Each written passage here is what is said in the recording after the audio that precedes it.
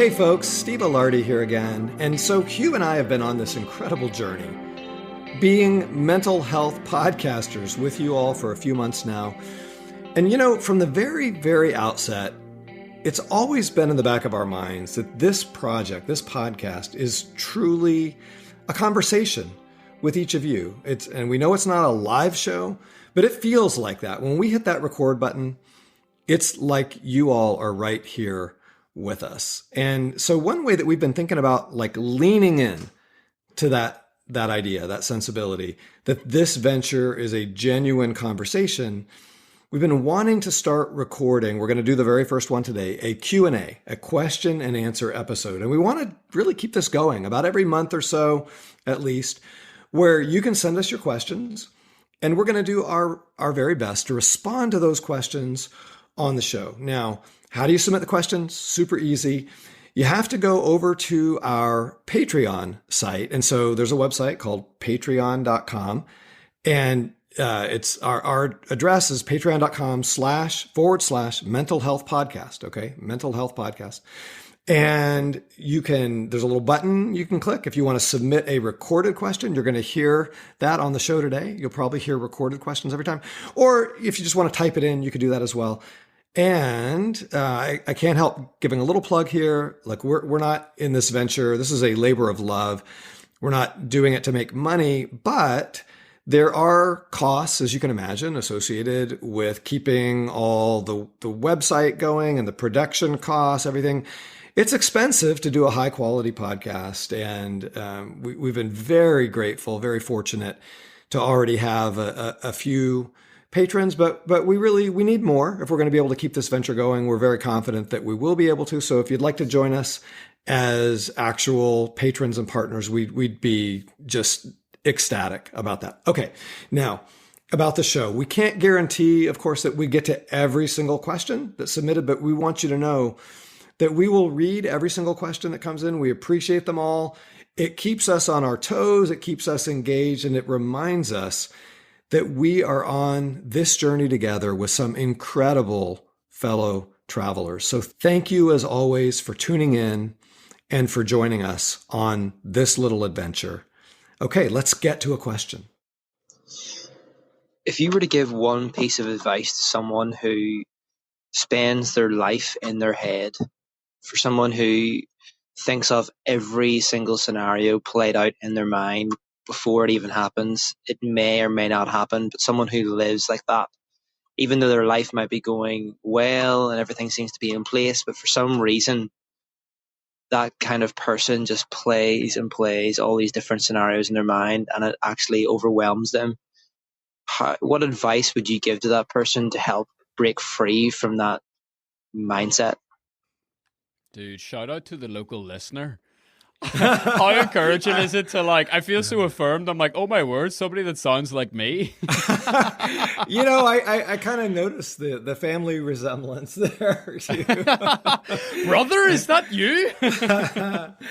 Yeah, and what a great question, right? So, and my guess is that that's something that a lot of us can relate to. I certainly can. This idea of getting into this headspace where you're thinking about the future, whatever's happening, whatever's on the horizon, and you're just like, it's like a big chess game where you're playing out every move, every scenario, as he says, and then the counter moves, and you know what are the odds that it'll go this way or that way, and then how would I respond, and and it gets overwhelming. Now, what we're really talking about here is a term that we've already referred to in some previous episodes. We're talking about rumination. We're talking about dwelling and brooding and lingering on a set of negative thoughts. In this case, they're thoughts about the future. And that's how we know we're talking about thoughts that drive anxiety. So just as a general rule of thumb, when we're ruminating about the past, it usually is connected to emotions of sadness, depression, anger. When we're ruminating about the future, and it's typically like future threat, future like what could go wrong, then that's anxiety. And ooh, that's good. What did you say there? Dwelling about the future is anxiety. Dwelling on the past is depression. That's an oversimplification, but I like oversimplifications. Absolutely. That's a heuristic, a rule of thumb that I've been using clinically with my patients. And it's possible I read it somewhere, or it may just be just something I discovered and observed. I just trademarked it. Don't worry about it. Oh, good. All right. Thank you. It's yours. There's going to be black and white photographs of you on Google Images attached to this quote. You know, is it meme worthy? That's the question. Can we make this a meme? I don't know. You know what? There's a lot of things that people could meme about us. I'm not sure this is the one. This is probably not. But worth I it. don't know. Yeah. I don't know. I'm prepared to be proven wrong. Okay. Well, so put a little pin in that. Rumination, when it's about the future, it is going to make us anxious as all get out. And, in general, what we found clinically, and this is a big part of the treatment program that my group developed, the basic question is, all right, if you're ruminating and it's toxic, it's driving these negative emotions that are really causing a lot of suffering, how can you put an end to it? And it really turns out there are 3 key steps. So is it, Hugh, is it all right if we just run through them really quickly? Let's go. Let's do it. Okay.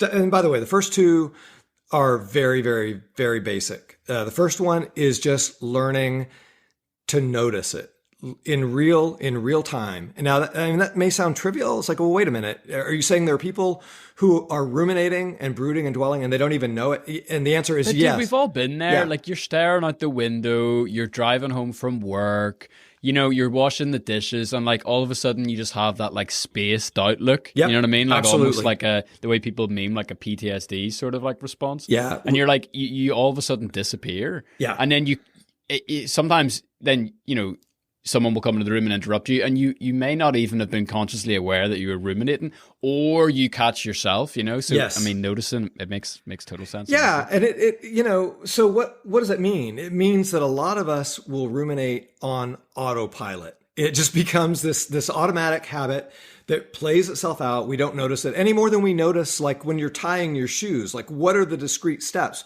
When you're 4 years old, learning how to tie your shoes, like it's a very deliberate, conscious, mentally controlled process. By the time you're an adult, you never think about it. You just find your shoes magically tied. And it's like that with rumination. If it's a habit and you do it all the time, then you're on autopilot. You're ruminating all the time. And if you're not mindful, you don't even know that it's happening. And I've worked with lots of patients that when I put it on their radar, I'm just like, step 1, start noticing and keeping track of it. And they'll come back and they'll say, Dr. Alardi, I'm ruminating for hours every day, and I had no idea. So, yeah. And the buzzword here is mindfulness, right? Becoming mindful, becoming attentive to what we're attending to. Basically, learning to notice in real time that you're getting caught in your head, because that's what rumination is. You're living in your head. That's step Crazy. 1. Yeah. Step 2. I don't know why. I don't know. It just triggered like, this is super niche. Something Liam Neeson said in the first Star Wars. And when I say the first Star Wars, I mean the first allegedly in the series, not the first one made. I'm talking like Phantom Menace for all my 90s homies out there. Okay, yeah. Or for my 70s homies, the lame prequels. Okay. Dude, don't you talk about the prequels like that, okay? I think, what's his name? Qui-Gon Jinn, I think his name is. Green lightsaber. No Shout idea. out. Yeah. But he has a quote in that where he says something like, "We must be mindful of the future, but not at the expense of the present." Oh, dude. Yeah. I love it. That's very Zen. Okay. So step 1, we're going to just learn to notice moment to moment what we're attending to. Are we getting caught in our heads or not in that vortex of rumination? Step 2 is even simpler and faster. And that's once it becomes once it pops on your radar, you have a decision to make. Am I going to continue or am I going to stop? So it's a decision to stop. A lot of times rumination can be very seductive. It can be very alluring. It can feel like, oh, if I just think about it some more, then that's going to really make this thing better. It's going to somehow help me be prepared, whatever. And that's almost always a lie. It's we've long since, if we're ruminating all the time, whenever we notice it, we've long since passed the point of diminishing returns. We're not getting anything more of value out of continuing. But our brain may tell us, oh yeah, you need to, it's almost like an addiction, really. It's like, I was going to say, it's a little bit like a form of escapism, Yeah. It's like the same reason why we fall in love with like fantasy video games or like fantasy novels or TV series is because like you step out of reality and in this fantasy world inside your head where you're replaying a conversation or like a fight, you are just like, you're the hero of the story and you're incredible and you have got like all the right things to say and you're so witty and you're so sharp and like you always come out on top, and that feels like really, really good. But it's obviously also just not reality, Absolutely. Yeah. So step 2, decision. Am I going to keep on or am I going to stop? Step 3, this is the critical one. Once I've noticed, once I've decided to stop, then I have to, in order to stop, I have to redeploy my attention. I have to redirect it. Think of your attention like a spotlight. It's shining on something. That's what you're noticing. That's where you're giving your mental energy. If you're ruminating, the spotlight is actually internally caught up in your own thought process.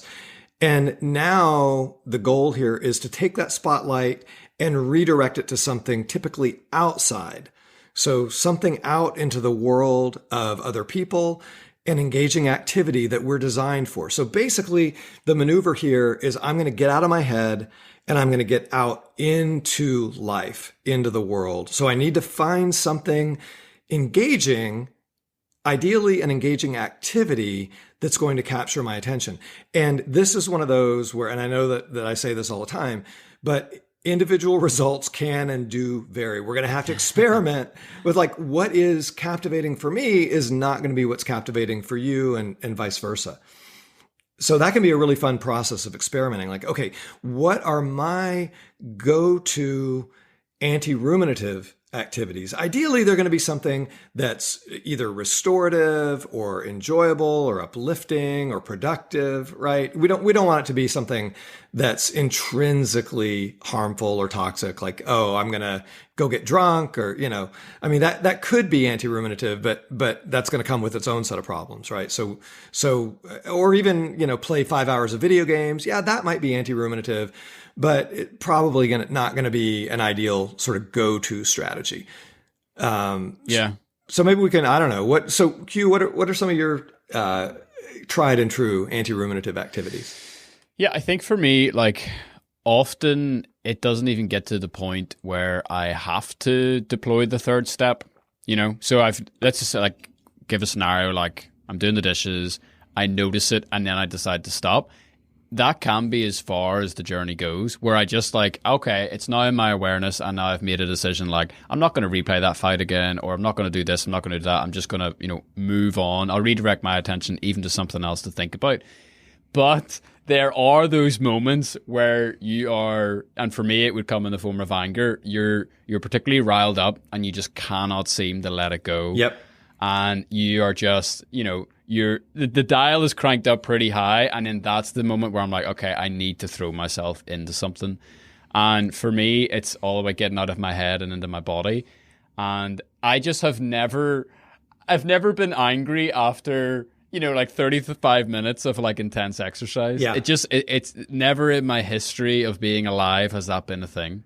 And so I love like turning to that, getting your heart rate up, even if it's something simple, like, I don't know, like if you do go to the gym or if you go for a walk, like if you're on the rowing machine or you're climbing stairs, like you get absorbed in what you're doing because you're so focused on trying to put one foot in front of the other that you can't allow your mind to kind of disappear. And then even 35 minutes of relief of not thinking about the thing, never mind some of the physiological benefits of exercise, you come out of that and you're like, oh man, or a short brisk walk outside, changing your environment, getting out of that like little space that you're in. We all kind of have a ruminative place that we often fall into kind of these thought patterns. And so getting out of that can also just be like a little shortcut of getting out of those thought patterns as well. Yeah, I love it. Yeah, so really interesting on the movement and the exercise as anti-ruminative. So as you know, I've worked with hundreds of patients battling clinical depression where there's rumination is pretty much universal. And also trying to get people who are depressed in the habit of physical activity on a regular basis. And what many of them have come back and reported is that if they're doing an exercise routine, especially if it's on like a piece of exercise equipment, if they're on a treadmill or a stationary bike or elliptical trainer or something, they are still ruminating, because rumination is so prominent in depression, and for some types of anxiety as well, very prominent. And so what they've discovered is they need something even layered on top of that. So they'll have to listen to a podcast, for example, or they may have some very absorbing music, or if they're on a piece of gear where they can put like an iPad or something, then maybe a video or something, if they really need a big gun, like their favorite whatever their binge series is, or something very powerful to capture. If we're not in a particularly dire place clinically, then we might be able to just simply, like you said, go for a walk, where now it's the sights and sounds and smells outside in nature that's plenty absorbing. That's going to take us out of our head. So this is going to require for each of us a lot of trial and error to discover, like, okay, what is sufficient to be anti-ruminative for me at this time, at this moment, in this headspace. The good news is, if we're willing to do that experimentation, we're always going to be able to find something that's adequate to break that toxic ruminative habit. I really love this idea of the big gun. I think that's so cool. Like when you said it, I kind of had it in my head. This is totally an American thing. I don't know if they do it. Like, well, if it's about guns, it's probably an American thing. I'm glad you fired that shot and not me. Fired that shot, yeah. Nice. Yeah, you like that? Come on, bro. Yeah. I've been here all day. This is what we do. No, but this idea of like defcon, right? So it's like defcon 1, defcon 2, defcon 3. What is the order? I'm not actually sure. Like, is defcon 1 more extreme than defcon 2? That is exactly right. Yes, it's counterintuitive. Okay. Defcon 1 is basically say goodbye to everyone you love. For the last time. Cool. Yeah. So that, with rumination then, like, me, like how many times do I sing about this on this podcast? I love having written plans. I love having protocols that you put in place as part of your mental health toolkit.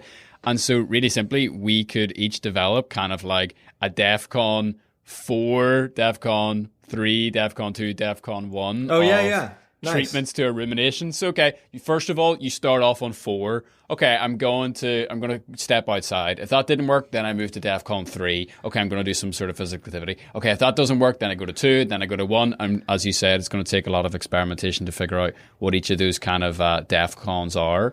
But I think that's super powerful, because you don't always have to reach for the big gun. And it's also kind of inconvenient to always reach for the big gun. Do you know what I mean? Because, well, you're living your life, you're working, you're out for dinner, you're with other people or whatever it is. So it's nice to kind of have a scale of response that's appropriate to whatever it is that you're thinking about. Yeah, absolutely. Well, and the other thing just to notice, and then we can move on, is that the big guns, the things that are so captivating that they will grab and capture our attention no matter what we're ruminating about, no matter what our headspace, those things tend to be pretty seductive and potentially addictive in their own right? So, for a lot of people, it's things like, a binge watch series on Netflix, or a video game, or, something that in and of itself, if you're not careful, it can become an all-consuming sort of habit. And so we want to be really careful that we're not just going to that, that super, super captivating thing all the time. Because a lot of times the things that are more subtle, I would say the more balanced, healthy kinds of anti-ruminative strategies are often the things that are really, really good for us, but they're not the big guns necessarily. But ideally, like, just going for a walk in nature, that's so psychologically beneficial. If we're in a place where that can do the trick, then that's going to be so much better for us than like, oh, I just need to go, binge watch Breaking Bad again or whatever. Yeah. I know you hate this, but it calls me back to like probably the second episode we ever did about the pandemic and anxiety. I think I gave like a little behavioral tool that I use, like pretending to smoke the cigarette. Do you remember that? You say I hate it, but Dude, I you came blasted me for that. I've it- never been the same after that. No, I'm so sorry, but I did. In fairness, I came around. It took. You did. I'll admit I'm an academic snob, and at first I was kind of like, no, this is too simple, and then I was like, oh, that's actually kind of beautiful in its own way. Get these plebby common practices out of my sight. There's no clinical trial behind this. Well, for anyone who's not like a long-time listener, and I stole this from a friend of mine who struggles with anxiety, and it's really, really simple. He says whenever he notices his head spinning round and round and round on the same thought pattern, he was an ex-smoker. He pretends to take out a packet of cigarettes, pretends to take a cigarette, light it, put it in his lips, and give a big inhale, big exhale, and then he flicks the cigarette away. And he says once he's done that, he's made the decision to stop thinking about it. And hey, it's corny, it's a little bit weird, but I tell you, dude, it works for me, and it works for me really well in the car, because I just notice it. I take out my fake cigarette, my imaginary cigarette, I do a little breath, and then it's gone. And I feel the tension leave my body, and it's a beautiful thing. I love it. Yeah. Well, so what that captures, I think, in a really intriguing way is this idea of embodied cognition, which is really a trendy, hot topic in the realm of cognitive neuroscience. This idea that what we do with our bodies really, really affects what's happening in our brains, and vice versa. And so if we are enacting something like, say, oh, this cigarette represents this ruminative chain of thoughts. And so as I flick the cigarette away, that's like flicking away this whole thing that I've been holding on to. That actually has these powerful effects in the brain, in the mind, that we're still struggling to fully understand up in the ivory tower, but we know, but we know that it works. By the way, I just have to throw this in for old timers like me. If you're of a certain age, and I'm going to say probably in your 40s or beyond, you may recall as kids. It sounds ridiculous to say this. They used to sell and market candy cigarettes. Oh, dude, like I had them, and I'm a 90s kid. You had them? I don't. Oh yeah, for sure. So maybe some listener can figure out. Dude, how else can you be cool as a child if exactly. You don't have them? Yeah, and on a cold day, of course, you've got the fake smoke. You can look cool as hell when you're 8 years old with your.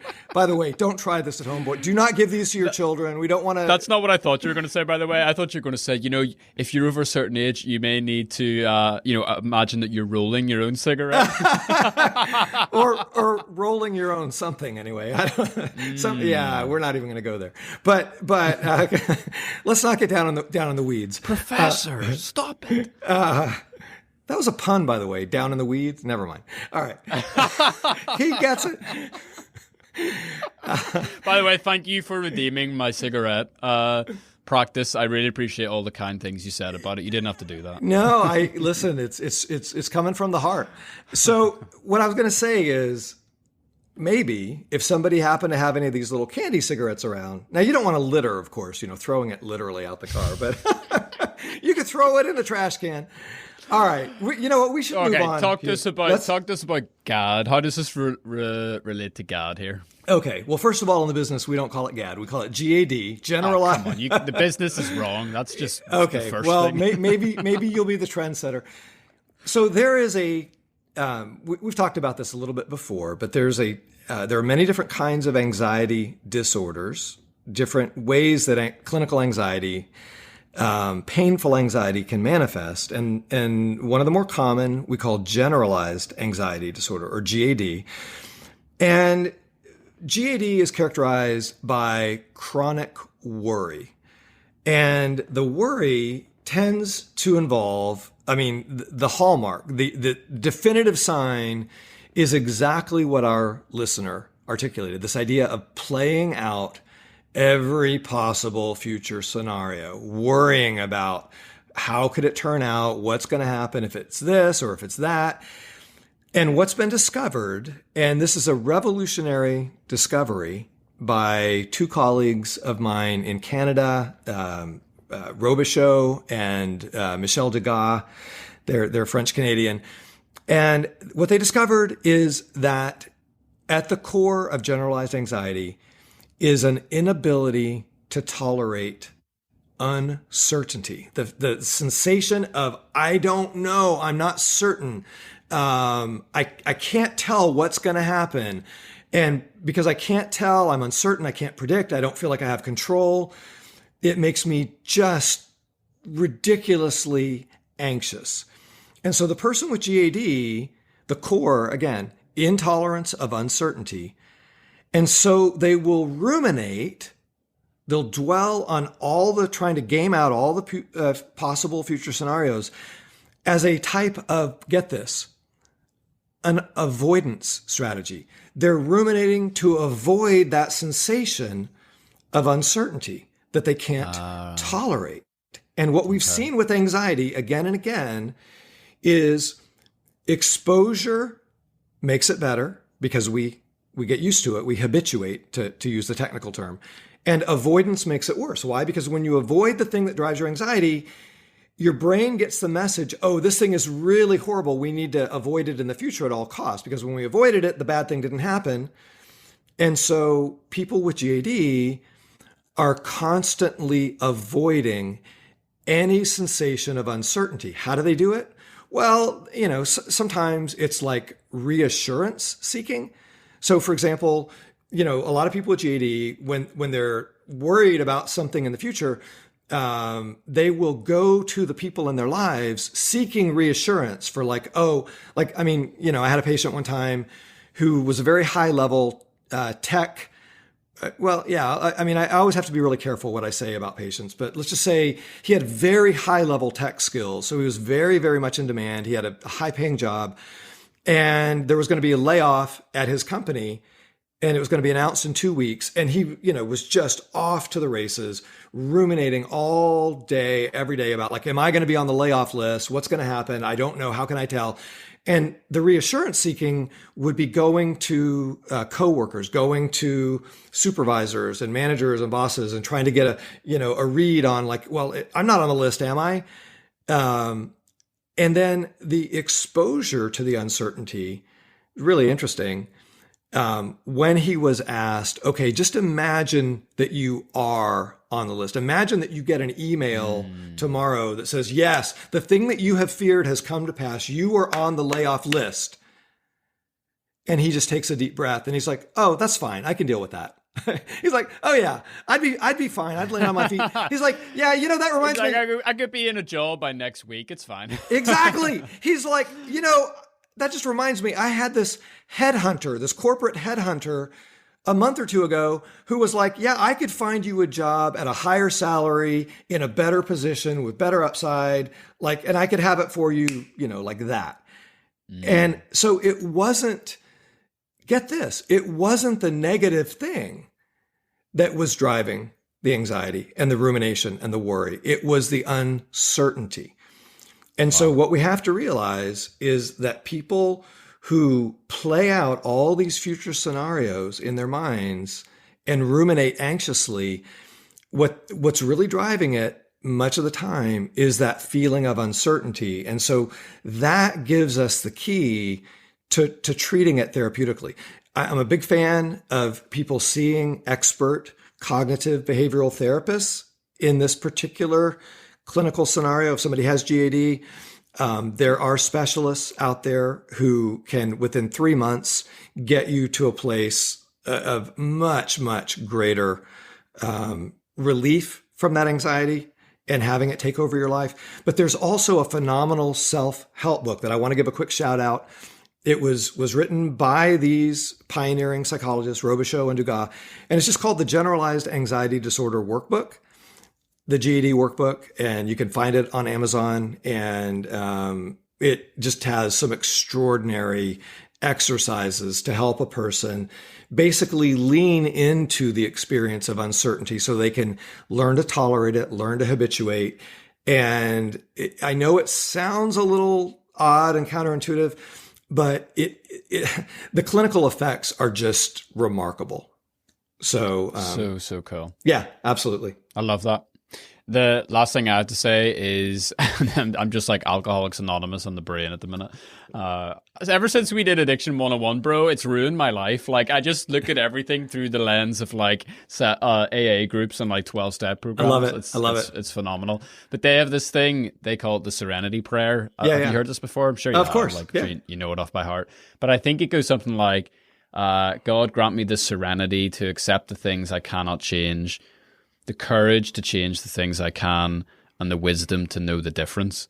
And so much of AA and so much of that recovery community, they talk a lot about acceptance. They talk a lot about realizing that we can't control everything, and realizing that actually there are so many things that the more we try to like hold on to them and control them, we can even make them worse. And I just think like all of us are, no matter where we find ourselves on the anxiety spectrum, are trying to move ourselves into a place of acceptance and towards a place of peace in our lives. And I just love like something that I will like deploy all the time is this idea of like, okay. Think of the Serenity Prayer, right? What is inside my control? Take your example with the tech gentleman. Okay, it's not inside my control whether I get fired or not. So I'm going to set that aside, okay? Like, I'm going to let that go. Like, let's try to experience serenity over this because there's nothing I can do about it. What is inside my control? Okay, if I get fired tomorrow, I can go and get another job. And I just find that to be super practical. Like, I even encourage people sometimes to get a piece of paper and put a line down the middle and just in one column write what is inside my control and what is outside my control. And that is a very short path to at least noticing where you can practice acceptance. Of course, if there was a true shortcut up that mountain, we would all be millionaires, but that's it. Beautiful. Yeah, but I mean, that's such a critical life skill, right? And, it reminds me of a conversation I had last week with somebody who was asking about, hey, doesn't everybody get burned out if they're doing clinical work, if they're doing psychotherapy or any other kind of clinical service for people who are in a lot of pain?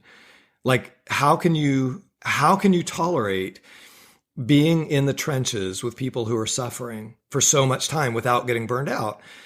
And the answer is that all of us have to basically learn to embody the Serenity Prayer. I didn't say it that way, but it hits me now that like when we're working with somebody who's hurting, we're in a space where we can make a difference, and we need to have the courage to be fully present, to be touched by that situation, by that pain in the moment. I can make a difference right here, right now. But when I leave, when I go home, like now it does nobody any good for me to continue worrying about that patient, worrying or, continuing to feel their pain, continuing to think about, what they're dealing with and worrying about like, are they making progress? Are they going to be okay? Because now there's nothing I can do until the next time we meet. And in fact, if I don't have the wisdom to know the difference, then I am going to burn myself out. Right. Yeah. If I don't have the kind of emotional immune system to put up a protective boundary and to say, okay, in order for me to be able to continue serving the people that I'm called to serve, I have to be able to get some distance. I have to be able to recognize that, I don't have control right now of anything other than like what's right in front of me. This is a time to recharge, to connect with other people in my life, to do all the things that are not work, so that I can then be replenished in part, so that I can then be replenished to go back and still be effective. So that little Serenity Prayer, I think, has got a lot of extraordinary applications. Awesome, bro. Well, thank you so much for your question, mate. Really appreciate you sending that through. And Steve, thank you for today. Really appreciate it, man.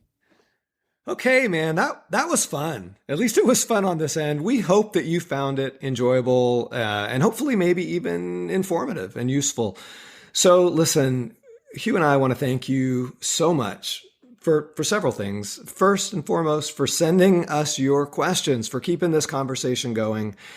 Cannot tell you how much we appreciate your taking the time to join us on this journey.